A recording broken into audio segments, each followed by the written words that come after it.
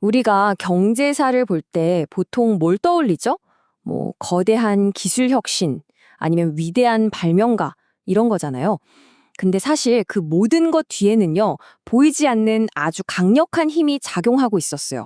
오늘은 바로 그 숨겨진 손, 경제 판도를 바꾼 거래 비용에 대해 한번 파헤쳐 보겠습니다.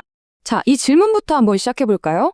산업혁명 때 말이에요. 사람들이 굳이 편한 재택근무를 포기하고 왜 그 답답하고 통제된 공장으로 들어갔을까요?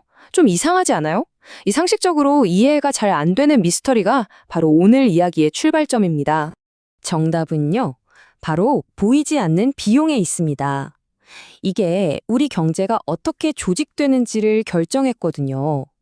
지금부터 이 숨겨진 비용이 도대체 뭔지, 그리고 이 개념 하나로 어떻게 경제사의 큰 흐름을 꿰뚫어 볼 수 있는지 제가 확실하게 보여드릴게요. 아마 오늘 이 이야기를 듣고 나면 경제사를 보는 눈이 완전히 달라지실 겁니다. 자, 그럼 첫 번째 이야기부터 시작해 볼까요? 도대체 공장은 왜 나타난 걸까요? 그 단서를 찾기 위해 선대제에서 공장제로 넘어가는 과정을 한번 들여다보겠습니다. 공장이 생기기 전에는 선대제라는 게 있었어요. 뭐냐면 상인들이 원자재를 집집마다 나눠주는 거예요. 그럼 노동자들이 각자 집에서 물건을 만들어서 납품하는 방식이었죠. 어때요? 완전 유연하고 요즘 말로 하면 재택근무잖아요. 정말 이상적으로 들리는데 왜 이런 좋은 시스템이 그 빡빡하고 어찌 보면 비인간적인 공장에 밀려났을까요? 근데 겉보기랑은 완전 달랐던 거죠. 이 선대제, 상인들한테는 정말 골칫거리였습니다. 보이지 않는 비용이 엄청났거든요. 예를 들면 일하는 사람들이 원자재를 슬쩍 빼돌리기도 하고 만들어 온 물건들 품질은 다 제각각이고 납기일은 맨날 어기고 이걸 일일이 감시하고 통제하는 게 거의 불가능했던 거예요. 한마디로 유연함의 대가가 너무 컸던 거죠. 자, 바로 이 지점에서 이 모든 미스터리를 풀어줄 기가 막힌 아이디어가 등장합니다. 경제학자 로널드 코즈가 말한 숨겨진 비용 이론인데요. 이게 바로 결정적인 열쇠가 됩니다. 코즈의 통찰은 정말 대단했어요. 아주 간단하게 말해서 시장은 공짜가 아니다 이거예요. 우리가 시장에서 물건을 사고 파는 모든 행동에는 눈에 보이지 않는 비용이 항상 따라붙는다는 거죠. 코드는 이걸 거래 비용이라고 이름 붙였습니다. 쉽게 말해서 경제라는 큰 기계가 돌아갈 때 생기는 마찰 같은 거라고 생각하시면 돼요. 삐걱삐걱 소리 나는 그런 거요. 경제사를 제대로 이해하려면 바로 이 마찰이 뭔지 알아야 합니다. 자, 그럼 이 거래 비용에는 뭐가 있을까요? 크게 세 가지로 나눠볼 수 있어요. 첫 번째는 탐색 비용. 괜찮은 거래 상대방 찾으려고 발품 팔고 정보 알아보는 데 드는 돈과 시간이죠. 두 번째는 협상 비용. 서로 밀고 당기면서 가격이랑 조건을 맞추는 과정이고요. 그리고 마지막이 진짜 중요한데 감시 및 집행 비용이에요. 계약한 대로 잘하고 있는지 지켜보고 문제 생겼을 때 해결하는 데 드는 비용이죠. 바로 이 세 가지가 경제의 모양을 만드는 겁니다.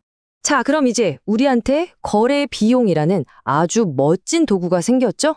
이걸 가지고 다시 아까 그 공장 미스터리로 돌아가 봅시다. 역사를 푸는 열쇠가 바로 여기에 있거든요. 이 그래프를 보시면 답이 그냥 바로 나옵니다.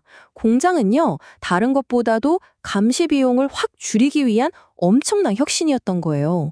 보세요. 왼쪽에 선대제일 때는 감시 비용이 하늘 높은 줄 모르고 치솟았잖아요. 그런데 오른쪽 공장제로 바뀌니까 이게 확 낮아지는 게 보이시죠? 그 핵심이 뭐냐면요. 공장이 그냥 뭐 증기기관 같은 새로운 기술 때문에 짠 하고 나타난 게 아니라는 거예요. 그게 아니라 사람들을 한 군데 모아놓고 관리하니까 그 골치 아팠던 감시 비용이 팍 줄어들잖아요. 그러니까 훨씬 더 효율적인 방법이었던 거죠. 그래서 역사의 주인공이 된 겁니다. 네 번째 이야기로 넘어가 보죠. 거래 비용이라는 개념이 단순히 옛날 공장 이야기에서 끝나는 게 아니에요. 19세기 거대 기업들의 탄생부터 지금 우리가 살고 있는 디지털 시대까지 전부 설명할 수 있는 만능 열쇠입니다. 자, 거대 기업이 왜 생겨났는지 알려면 여기서 퍼즐 한 조각이 더 필요합니다. 바로 자산 특성성이라는 개념인데요. 말이 조금 어렵죠. 아주 쉬워요. 자산 특정성이라는 건 어떤 투자를 딱 한 가지 용도로만 쓸 수 있을 때 그게 높다고 말하는 겁니다. 예를 들어 19세기에 스위프트라는 사람이 고기를 실어 나르려고 특별 제작한 냉동기차가 있었어요. 이 기차 고기 운송 말고 다른 데는 쓸 수가 없었겠죠? 바로 이런 게 자산 특정성이 아주 높은 경우입니다. 근데 이렇게 딱 한 군데에만 쓸 수 있는 투자를 하고 나면 아주 큰 위험이 생겨요. 바로 홀드업 문제라는 건데요. 상대방이 이렇게 나오는 거죠. 어이, 당신 이미 돈 다 썼잖아. 이제 우리 없으면 망하는 거 알지? 운송비 2배로 올려줘. 싫으면 말고. 이렇게 약점을 잡고 흔드는 상황이 생기는 겁니다. 그럼 어떻게 해결했을까요? 정답은 수직적 통합이었습니다. 아예 그 거래 상대를 사버리는 거죠. 스위프트도 철도회사나 도매업자한테 휘둘리는 대신 그냥 직접 냉동 열차 회사를 만들고 유통망까지 전부 소유해버렸어요. 바로 이게 우리가 아는 거대한 현대 기업들이 탄생한 배경입니다. 이 표를 보면 기술이 발전하면서 거래 비용의 모습이 어떻게 바뀌었는지 한눈에 들어옵니다. 옛날에는 발품 팔아서 찾던 정보를 신문 광고를 거쳐서 이제는 검색 엔진으로 순식간에 찾잖아요. 이렇게 기술은 시대마다 거래 비용의 크기를 계속해서 바꾸고 있습니다.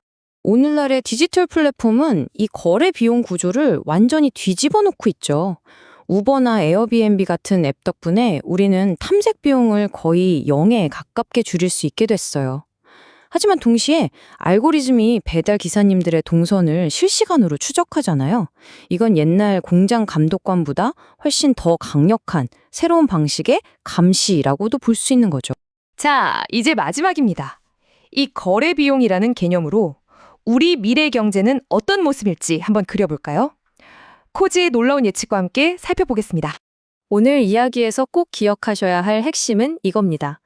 역사 속의 길드, 공장, 거대 기업, 그리고 오늘날의 플랫폼까지 이 모든 것들은 결국 거래 비용이라는 보이지 않는 마찰을 줄이기 위한 인간의 끝없는 노력의 결과물이라는 사실이죠. 정말 놀라운 건 코즈가 이미 수십 년 전에 이런 예측을 했다는 거예요. 기술이 발전해서 시장에서 거래하는 비용이 점점 싸지면 거대한 회사보다는 독립적인 개인이나 작은 팀들이 더 많아질 거라고요. 어때요? 요즘 긱 이코노미, 프리랜서 시장을 보면 소름 돋게 정확하지 않나요? 이건 우리에게 아주 흥미로운 질문을 던져줍니다. 앞으로 인공지능과 알고리즘이 탐색, 협상, 감시 비용을 지금과는 상상도 못할 방식으로 바꿔놓는다면 과연 미래의 회사는, 그리고 일은 어떤 모습으로 변해 있을까요? 거래 비용이라는 렌즈를 통해 여러분도 한번 그 미래를 상상해 보시면 좋겠습니다.